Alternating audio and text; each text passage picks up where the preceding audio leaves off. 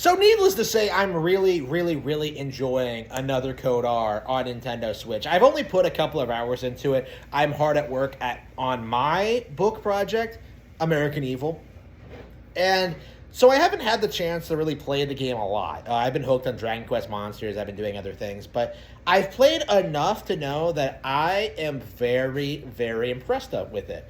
I like the puzzles. I like the exploration. I like the pacing of the plot. I like the characters. Like, the game is surprisingly gorgeous for a game of this budget. And it's really nice to see Nintendo put the time and money into producing a remake of a niche game like this, right? This isn't something that I think anybody asked for or anyone was expecting, because Sing went under a long time ago, but it is really interesting to see them revitalize this IP. And upon playing it, I kind of had this, this isn't a review, but like, I kind of had this epiphany, which is, I kind of elaborated on in an earlier video. I addressed this, I speculated on this, but I think after playing Another Code R, it is true.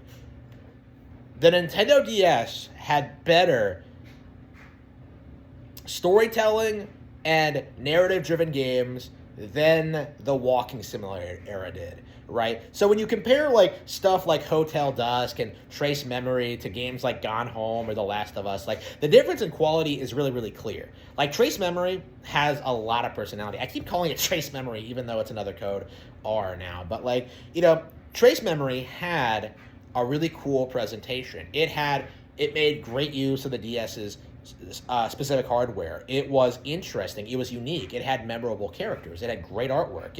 It was able to do a lot with what it was doing, with what the developers were able to bring to the table. Right. The game was a bit of a cult classic on DS, and it's a shame we never got the Wii one. But you know, looking at seeing how many people are just happy to see the game return, seeing how many like new fans like myself who are coming on board for the first time, discovering Ashley's story, getting triggered by this parental abuse, like I'm not happy about that at all. Like getting looking into like what the game is doing, like learning more about the plot and the characters and the setting and getting invested. It's like it's legit a really good, interesting plot with interesting characters and a really good presentation, right? It is excellent at what it sets out to do. And when I compare it to something like The Last of Us, which is contrived, which is padded, which is boring, which doesn't go anywhere, which just has like which just has this complete inability to resolve any real problems, right? Like, does The Last of Us Part 2 even count as a zombie game? Because whenever people talk about it, they talk about, like, the Joel and Abby thing and, like, the ending and stuff like that. But, like, when do you see people talk about the zombies in The Last of Us Part 2? And I think that really just goes to show you just how out of sync, like, The Last of Us IP actually is. Because, like, wasn't that the implication of the first game? Was that, like, humanity might seriously go extinct because of what Joel did. But, like, in Part 2, no, we're fine. Like, there's nothing going on here. Like, the zombie thing is under control. It's not a big deal. It's, like, we'll fix it eventually. It's, like, again, that's a problem with zombie fiction in general, is that you're supposed to believe that, like, oh, we're on the verge of extinction. But, like, you know, like, what about the guns? What about everything you have? You know, like, you're really expecting me to believe that, like, society would just completely collapse overnight if the useless cattle just, like, turned into mindless monsters, you know, as if they weren't that already, right? Like, it's like, okay, come on. Like, come on now. That would never happen. But, yeah, when I compare that to this, right, when I compare, like, Another Code R, like, to Ashley, right, Ashley comes off like an actually interesting character. She has motivations. She has a personality. She has a sense of humor. She's, like, not exactly a nice person in a lot of ways. Like, she's not willing to help Dee right away. She kind of spurgs out at Jessica. Like, you know, she has issues with her dad leaving her, and the way like, you know, when they reunite, there's like this friction between them and stuff like that. Like, you know, when you look at that, it's like she's written like an actual teenage girl, as opposed to Ashley, who's always just kind of this, ooh, woo, look at me. Like, I'm Neil Druckmann's idea of what a girl should be like. I'm completely invincible from the zombies, and like my AI doesn't set them off at all. My presence doesn't set off enemies at all. Like, the game came out in 2013, but I'm somehow less sophisticated than a 2004 Ashley from Resident Evil 4. I'm a worse version of Ashley, basically. Like there's no creativity with Ellie at all. Right? She is a completely unremarkable character. She is generic, right? Meanwhile, like Ashley Robbins, I know I said Ashley from RE4, but that was in comparison to like Ellie specifically.